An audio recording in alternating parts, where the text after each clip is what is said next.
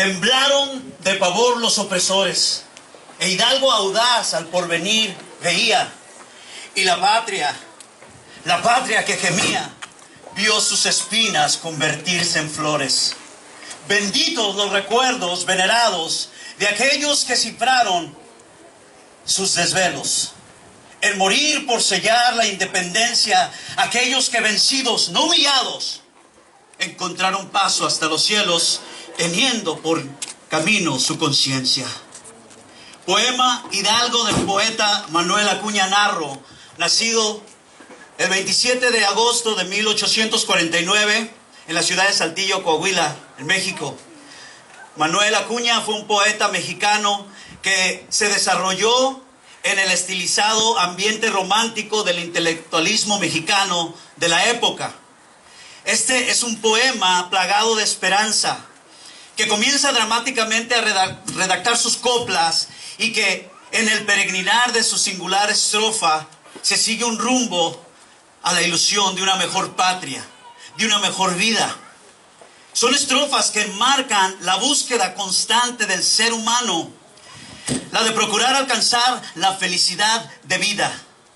Libertad es el lema, ese deseo que emana de ver el sufrimiento del amado hermano. La solidaridad es la peña desde donde se vislumbra fraguar, alcanzar su mano.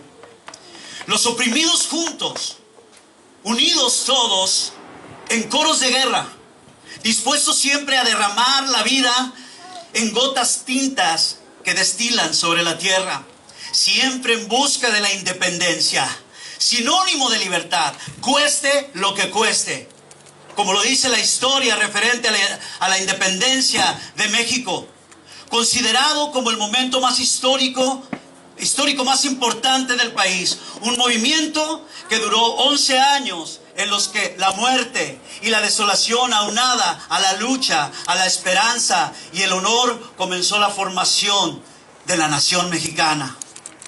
Los personajes de la independencia de México fueron personas que a partir de sus logros militares, políticos y sociales pasaron a la historia. Algunos al convertirse en mártires de batalla, otros como figuras heroicas por la lucha por esa libertad de una mejor nación, de una mejor patria. En la lista de tenaces caudillos desfilan nombres que dejaron la vida misma por un ideal, tales como el cura Miguel Hidalgo y Costilla, sacerdote y revolucionario novohispano que destacó iniciando la primera etapa de la Guerra de la Independencia de México, y quien a las 5 de la mañana del 16 de septiembre de 1810, tocando la campana de su parroquia, dio lo que se conoce como el Grito de Dolores, que inauguró la lucha por la independencia de México. Se le llamó Grito de Dolores porque se produjo en Dolores, municipio del actual Dolores Hidalgo, Guanajuato, México. Dirigió militar y políticamente la primera parte del movimiento independentista. No obstante, fue capturado el 21 de marzo de 1811 y llevado prisionero a la ciudad de Chihuahua, donde fue juzgado y fusilado en ese mismo año, el 30 de julio. Ignacio Allende, capitán de las milicias novohispanas, simpatizó con el proyecto de la independencia asistiendo a las primeras juntas secretas de la rebelión, organizadas por los corregidores de Querétaro, y luchó al lado de Miguel Hidalgo y Costilla en la primera etapa de la Guerra de la Independencia. Doña Josefa Ortiz de Domínguez, esposa del corregidor de Querétaro, Miguel Domínguez, e insurgente de la independencia de México, fue partícipe en la conspiración de Querétaro y pieza clave en el inicio de la lucha que encabezó el cura Miguel Hidalgo. José María Morelos y Pavón, llamado siervo de la nación, sacerdote, militar, insurgente y patriota mexicano, que organizó y fue artífice y patriota, artífice de la segunda etapa de la Guerra de la Independencia de México entre los años 1811 y 1815.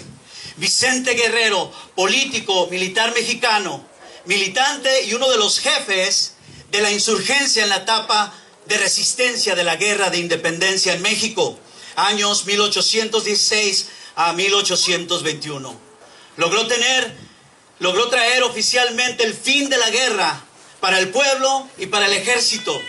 Se enfrentó a las fuerzas realistas de San Agustín de Iturbide, superándolo estratégicamente.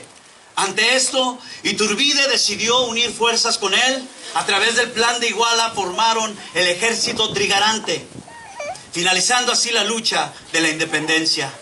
Agustín de Iturbide se unió inicialmente a las filas del ejército realista para terminar la lucha, pero en 1821 decidió formar con los insurgentes del ejército trigarante.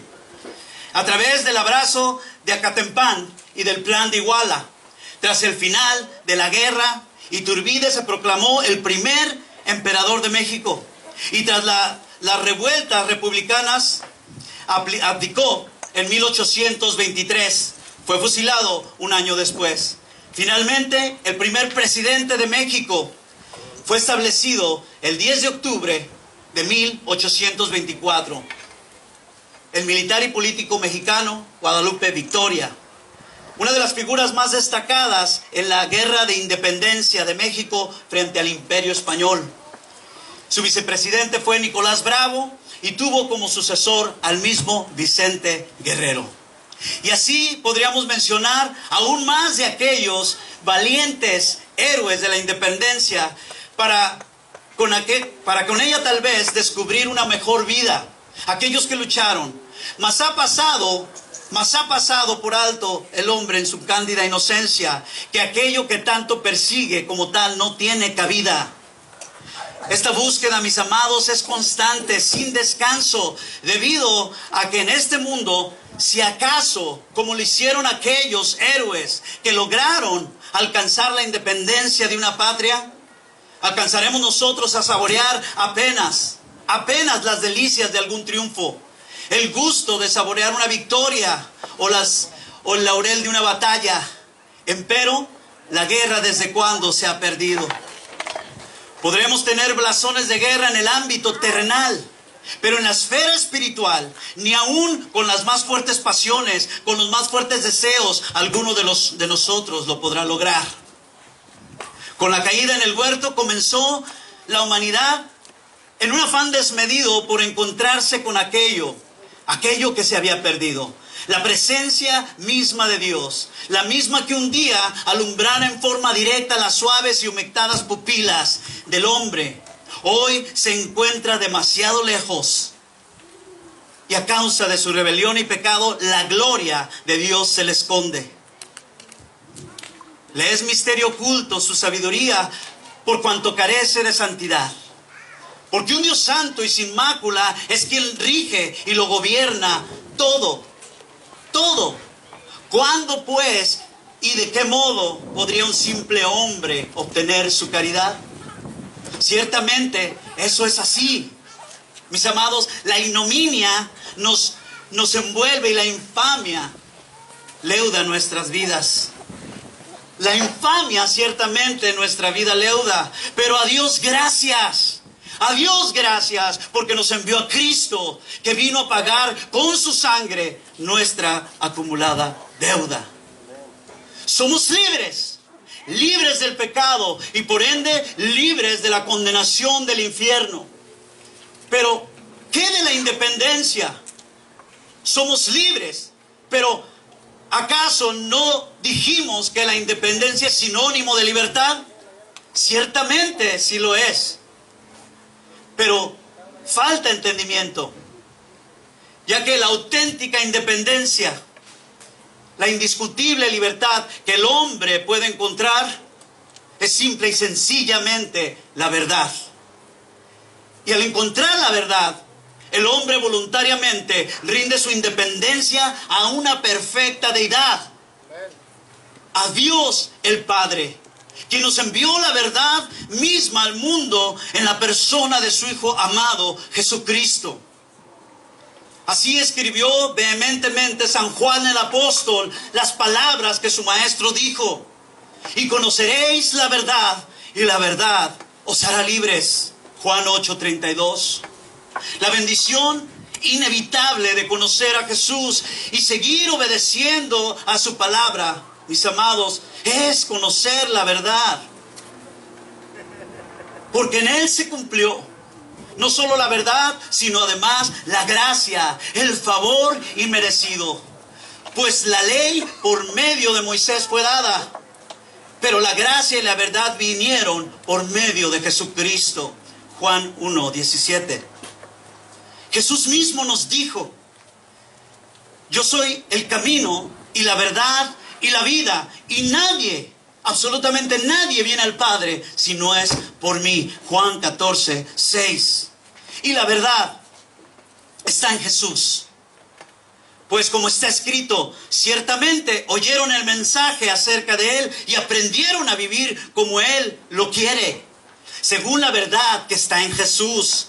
Efesios 4:21. ¿Cómo? Dicen algunos, ¿cómo puede una persona ser Dios? ¿Cómo puede la verdad descansar en los hombros de un simple hombre, de una persona? Es el grito popular de un mundo posmoderno, donde la esperanza de descubrir la verdad absoluta ha sido en gran parte abandonada. Por lo tanto, tal conocimiento es revolucionario para muchos. Otros gritan a una voz en contra de Jesucristo: un hombre no puede ser Dios. Y en verdad tienen razón, pero en su apasionada retórica ignoran que Dios, siendo el Todopoderoso, el Creador eterno, Él sí puede ser hombre. Y lo envió precisamente. Él vino encarnado en la persona de Jesús. Como lo dijo aquel ángel a José entre sueños, cuando pretendía abandonar a María, habiéndola desposado él y hallándose encinta. Y le dijo el ángel: todo esto sucedió para que se cumpliese lo dicho por el Señor, por medio del profeta, cuando dijo: presten atención, una joven virgen concebirá y dará a luz un hijo, y llamarás a ese niño Emmanuel. Este nombre quiere decir: Dios está con nosotros. He ahí la verdad, mis amados, mis compañeros, mis amigos. He ahí la verdad, que bien pudiese estar frente a nosotros, pero que por el orgullo muchos, y digo muchos, no podemos ver más allá de nuestras narices. Al igual que Pilato, que preguntó cínicamente, teniendo enfrente a la verdad encarnada, diciendo: ¿qué es la verdad? Juan 18:38. Los escépticos modernos sucumben ante su propia ignorancia y desesperación, fruto de su fútil búsqueda de la verdad aparte de Dios. Buscan independencia por cuanto son prisioneros, pero en su desordenada huida vuelven inevitablemente a ser nuevamente cautivos, una y otra vez, por el yugo de su falsedad. Porque no hay libertad si no existe la verdad en nosotros. Y esta no viene solo por la revelación escrita, sino que además es enseñada por el Espíritu Santo de Dios. El Espíritu de verdad, el cual el mundo no conoce y no puede recibir, porque no le ve ni le conoce. Pero ustedes le conocen, porque mora con ustedes y estará en ustedes. Juan 14:17. La Escritura es la revelación de la verdad divina. En ella Jesucristo, la verdad encarnada, es revelada. Sí, pero se necesita el Espíritu Santo que lo inspiró para entenderla. Porque el Señor es el Espíritu, y donde está el Espíritu, allí hay libertad. Segunda de Corintios 3:17. Y a través de la palabra, el Espíritu Santo enseña verdad a los creyentes. Cuando venga el Espíritu de verdad, Él los guiará a toda verdad, dijo Jesús mismo a sus discípulos en Juan 16:13. La Escritura es inspirada por Dios y útil, y es útil para instruir, para enseñar, para reprender, para corregir en toda justicia y verdad, para que el hombre de Dios y la mujer de Dios sean enteramente perfectos, cabales, preparados para toda buena obra, le dijo Pablo a Timoteo en segunda carta, el capítulo 3, versículos 16 y 17. Y no solo el hombre de Dios, es decir, no solo el predicador, sino todos los que son enseñados por él. Pablo escribió también en 1 de Timoteo 4:16 al joven discípulo: ten cuidado, Timoteo, ten cuidado de ti mismo y de lo que enseñas a otros, y sigue firme en todo, porque haciendo eso, si tú haces así, te salvarás tú mismo y salvarás también a los que te escuchan. La realidad de creer en Jesús ofrece una verdad absoluta. Obedecer su palabra y conocer la verdad realmente trae libertad espiritual. Tal libertad es multifacética e incluye la liberación de la esclavitud, de la falsedad, del yugo de Satanás. Primera de Juan 5:18. Sabemos que el que tiene al Hijo de Dios como Padre no sigue pecando, porque el Hijo de Dios lo cuida y el diablo no lo toca. ¡Qué maravillosa palabra! La libertad en el Espíritu también nos libera de la condenación, porque como está escrito en Romanos 8:1, así pues, ahora ya no hay ninguna, y digo no hay ninguna condenación para los que están unidos a Cristo Jesús. Porque la ley del Espíritu que da vida en Cristo Jesús te liberó de la ley del pecado y de la muerte. En Cristo somos liberados. En Cristo somos liberados. Juan 3:18 nos dice que el que en Él cree no es condenado, pero el que no cree ya ha sido condenado por cuanto no ha creído en el nombre del unigénito Hijo de Dios.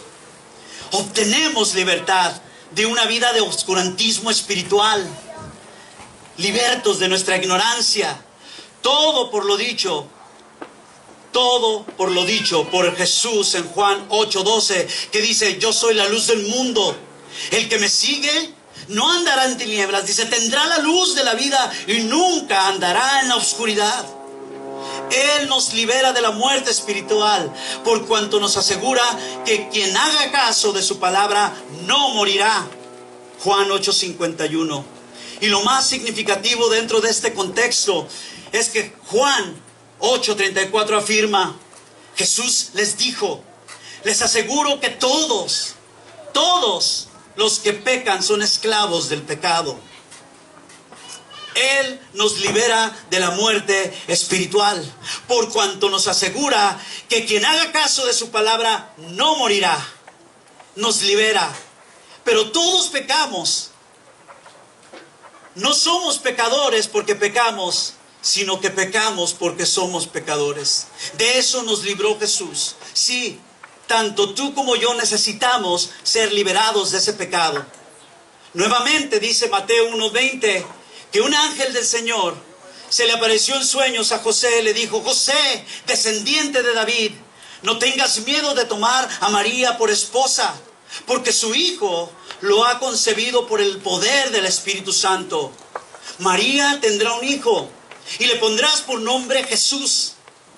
Se llamará así porque salvará a su pueblo de sus pecados. Jesús significa salvación. Jesús significa salvación. Y el que salva, libera. Jesús es el libertador en el Espíritu. Fue precisamente para liberar a los pecadores perdidos que Jesús vino al mundo. Pues el Hijo del Hombre, dice la palabra, ha venido para buscar y a salvar lo que se había perdido. Lucas 19:10. En la sinagoga de su ciudad natal de Nazaret, el Señor Jesús, aún ahí, no siendo profeta en su tierra, siendo rechazado completamente, pero aún así Él tomó para sí las palabras que escribió más de 700 años antes, de su nacimiento. El profeta Isaías, donde él dice: el Espíritu del Señor está sobre mí, porque Él me ungió para predicar la buena noticia a los pobres. Me ha enviado para anunciar la liberación de los presos y dar vista a los ciegos, para liberar a los oprimidos. Lucas 4:18. Aquellos que están libres en Cristo deben prestar atención a la advertencia que también el apóstol Pablo nos da a los Gálatas, que dice: fue por la libertad, escuchen, fue por tu libertad y la mía, fue por la libertad que Cristo nos liberó. Por tanto, manténganse firmes y no vuelvan a someterse al yugo de esclavitud. Gálatas 5:1. Entendido, mis amados, correctamente, el Evangelio no es en sí un llamado a la independencia. Más bien es una invitación a la cautividad. Sí, porque ahora somos dependientes de Dios. Él es nuestro Padre y Él tiene cuidado de nosotros. Por un lado, el Evangelio es una proclamación de libertad a los cautivos del pecado. Absolutamente. Pero por otra parte, es una invocación a un tipo completamente diferente de esclavitud. Ambos lados son necesarios. Ya no somos esclavos y oprimidos, pero somos esclavos por amor. Y ambos lados son necesarios. Ambos lados de la ecuación son vitales. Hay una gloriosa libertad al ser esclavos de Jesucristo, tal como Él mismo lo pronunció. Así que si el Hijo, es decir, yo mismo, dice Jesús, los hiciere libres, ustedes serán verdaderamente libres. Juan 8:36. El ser un verdadero seguidor de Cristo significa el abandonar la falacia de la autonomía humana. Y eso es como debe ser, porque la autodeterminación resulta de todos modos ser nada más que eso, una simple ilusión. En otras palabras, todo el mundo está esclavizado a algo. Todo el mundo sirve a un maestro o a otro. Nadie es verdaderamente independiente y autónomo. El mismo término griego autónomo es una yuxtapuesta de dos vocablos: auto, que significa a sí mismo, y nomo, que significa ley. Ley para sí mismo. Nadie tiene ley para sí mismo. O sirves a un maestro o sirves a otro. De cada uno depende si servimos al maestro de la destrucción y la muerte, o al maestro de la vida eterna y de la paz, porque Él es el príncipe de paz. En las palabras del apóstol Pablo dice: ustedes saben que quien siempre obedece a una persona llega a ser su esclavo. Nosotros podemos servir al pecado y morir, o bien obedecer a Dios y recibir su perdón. Antes ustedes eran esclavos del pecado, pero gracias a Dios que obedecieron de todo corazón la enseñanza que se les ha impartido. Ustedes lo hicieron. Antes ustedes eran esclavos, pero ya no lo son. Una vez libres de la esclavitud del pecado, ustedes han entrado al servicio de la justicia para hacer el bien. Y dice el apóstol Pablo: como ustedes todavía les cuesta trabajo entender esto, les hablaré en palabras sencillas y bien conocidas. Antes ustedes eran esclavos del mal y cometían pecados sexuales y de toda clase de maldades, pero ahora tienen que dedicarse completamente al servicio de Dios. Cuando ustedes eran esclavos del pecado, no tenían que vivir como Dios le agrada y quiere. Pero díganme ustedes, ¿qué provecho les trajo? ¿Qué provecho sacaron? Tan solo la vergüenza, la ignominia de vivir separados de Dios para siempre, a una muerte certera, eterna. Pero ahora son servidores de Dios. Y esto es bueno en verdad. Esto sí es bueno, pues el vivir solo para Dios les asegura que tendrán una vida eterna. Quien solo vive para pecar recibirá como castigo la muerte, pero Dios nos regala la vida eterna por medio de Jesucristo. Y así que ustedes no usen esa libertad como excusa para hacer el mal, nos dice 2 de Pedro 2:16. Es una advertencia. No hay independencia a la manera del hombre. El Evangelio, pues, según Jesucristo, llama a todos los pecadores a que renuncien a su independencia, se nieguen a sí mismos. Como dice Jesús, levanten su cruz cada día y síganme. Necesitamos negarnos a nosotros mismos y someter nuestra voluntad a una voluntad ajena y abandonar todos nuestros derechos para ser poseídos y controlados por el Señor de señores, el Rey de Reyes, que es Jesús. Confesando a Jesús como Señor y Salvador, como la misma palabra griega lo dice, Kurios, amo, Señor. Confesamos automáticamente que somos sus esclavos, no solo siervos, esclavos como del griego doulos, esclavos sin derechos, pero esclavos por amor, porque aunque parezca incongruente, tampoco, escuche bien, tampoco hay esclavitud o servidumbre en nuestra esclavitud. Escuche, más bien como dice Romanos 8:15, y ustedes no recibieron un espíritu que de nuevo los esclavice al miedo, sino que el espíritu que han recibido los adopta como hijos y les permite clamar, Abba, Padre. Esto es un hebraísmo que quiere decir papito.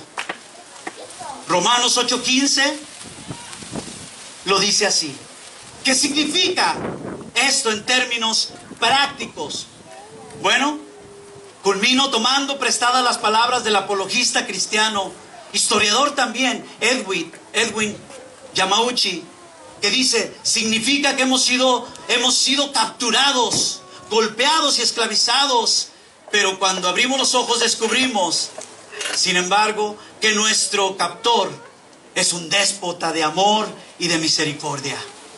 Y eso es realmente lo que el Señor nos da. Corremos porque no entendemos que Él nos quiere liberar, que Él nos quiere dar amor. Como dice el apóstol Juan, Él lo dice bien claro. Porque de tal manera amó Dios al mundo que ha dado a su Hijo unigénito, a su único Hijo, no hay otro, para que todo aquel que en Él cree no se pierda, mas tenga vida eterna. Porque Dios, escuchen, Dios no envió a su Hijo al mundo para condenarlos. No envió Dios a su Hijo al mundo para condenar al mundo, sino para que el mundo fuese sabio por medio de Él.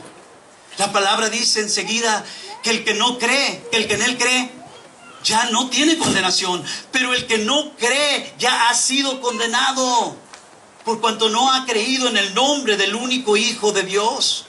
Y esta es la condenación, que la luz, es decir, Jesús, vino al mundo, pero los hombres amaron más las tinieblas que la luz verdadera.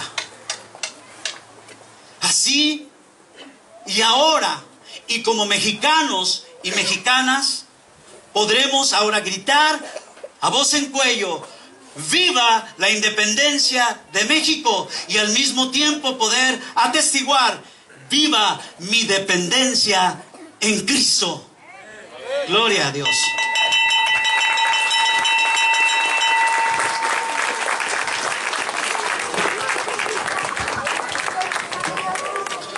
¿Por qué no le damos otro fuerte aplauso al Señor? Dios es bueno, ¿verdad? Amén.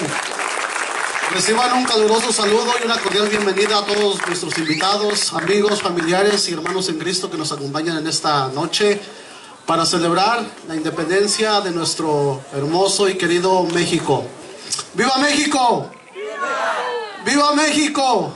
¡Viva! Bueno, pues esta celebración se hizo en honor precisamente a eso, ¿verdad? Entonces, pues hemos concluido con nuestra ceremonia, así que después de esto vamos a orar por los alimentos. De entrada les quiero decir que tenemos varios platillos típicos de diferentes regiones del país aquí representadas. Tenemos al estado de Oaxaca, al estado de Baja California, al estado de Guerrero, al estado de Michoacán y por supuesto no puede faltar la capital, Tenemos también aquí a los del Distrito Federal. Así que vamos a orar. Inclinamos nuestro rostro delante de Dios en señal de reverencia al Dios que nos amó y nos perdonó. Y vamos a darle gracias por esos alimentos. Bendito Padre que estás en gloria, Señor. Te damos muchas gracias por tu amor y por tu misericordia, Señor. Gracias por habernos perdonado. Gracias, Señor, por habernos amado y habernos dado a tu Hijo amado Jesucristo, Señor, que nos ha rescatado de la esclavitud del pecado, Señor. Y ahora tenemos vida eterna, Señor. Ahora tenemos libertad, tenemos gozo en nuestro corazón, Señor, y podemos disfrutar, Señor, y podemos gozarnos como familia, Señor, de una forma sana, Señor, porque ciertamente tú no nos prohíbes el que disfrutemos, Señor. Lo que tú nos prohíbes es el pecado, Señor. Nada más. Pero de ahí en fuera, Señor, nos permites hacer todas las cosas, Señor, en santa paz, Señor, y en santidad, como dice tu palabra, Señor. Ahora te damos gracias, Señor, por estos alimentos. Gracias por el esfuerzo, Señor, de todos nuestros hermanos, Señor, que han preparado estos alimentos, Señor. Los tomamos con acción de gracias, Señor, reconociendo que todo viene de tu mano, Señor. Pero antes de que lo hagamos, Señor, nos queremos acordar, Señor, y poner delante de ti, Señor, todas esas personas, Señor, que en estos momentos, Señor, tal vez estén pasando por dificultades, Señor. Sobre todo, Señor, te pedimos por aquellas personas, Señor, que han sufrido los embates de los huracanes, Señor. Te pedimos, Señor, que muevas el corazón, Señor, del ser humano, Señor, ayudar a su prójimo, Señor.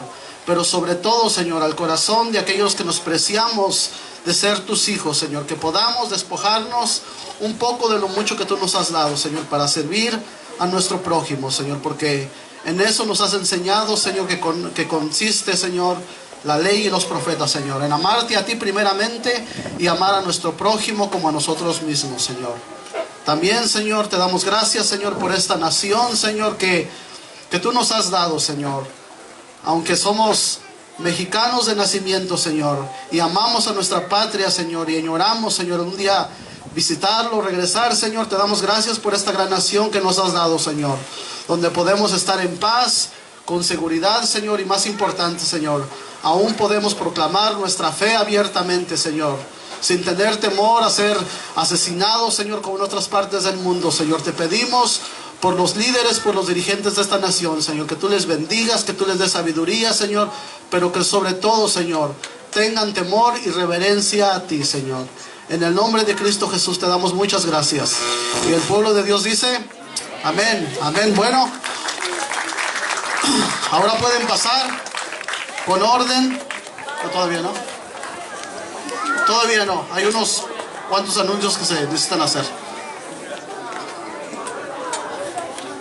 Bueno, hermanos, invitados, por favor les pedimos que ahorita terminando los alimentos no se retiren, ya que vamos a llevar a cabo un evento cívico. Vamos a dar el tradicional grito de independencia. La cónsula adscrita, Karina Blas, nos hace el honor de dirigir ese grito el día de hoy. Así que por favor no se retiren y bueno, vamos a disfrutar nuestros alimentos. Adelante, por favor.